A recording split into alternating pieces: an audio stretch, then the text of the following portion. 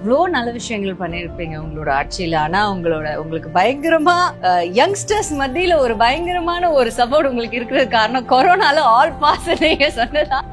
நீங்க நம்ப மாட்டீங்க சார், இந்த கும்பல்லயே ஒரு பையன் வந்து காலையில சொன்னான் என்னோட இப்ப பாத்தீங்கன்னா மாசம் 40,000 ரூபாய் 50,000 ரூபாய் சம்பாதிக்கிறான். அவன் சொல்றான் நான் வந்து பாஸ் ஆனது 10th பாஸ் ஆனதே சார்னாலதான். என்னடா சொல்றேன் அப்படின்னு. ஆமா நான் கொரோனா பேட்ச்க்கா அவர் மட்டும் பாஸ் பண்ணி விடலன்னா நாங்க என்ன பண்ணிருப்போம் சாமி. I was like wow. அப்போ எங்கேயோ இருக்கிற அந்த பையனோட லைஃப் நல்லா ஆகும்னு நினைச்சு நீங்க அந்த டிசிஷன் எடுக்கும்போது உங்களுக்கு ஏதாவது ஏன் சார் அப்படி பண்றீங்க அப்படி யாரா கேட்டாங்களா? இல்ல மாணவர் பருவம் என்பது கிடைப்பதற்கு அறியா பருவம். ஒவ்வொரு மனிதனுக்கும் அந்த பருவம் என்பது ஒரு பொற்காலம் என்று சொல்லலாம்.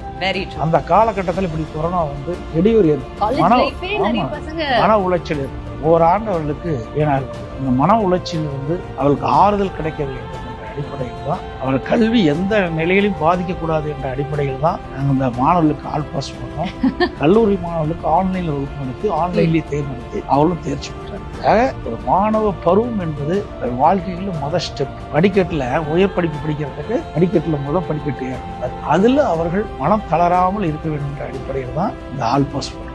அப்ப நீங்க நினைச்சிருப்பீங்களா ஒரு வேலை இது பண்ண முடியல, இதை திரும்ப அவங்க எழுதணும், லைஃப்ல திரும்ப ஓராண்டு வீணாகி விடுதல. ஓராண்டு நிறைய பேர் கல்வி நம்பித்தான் குடும்பமே இருக்கு.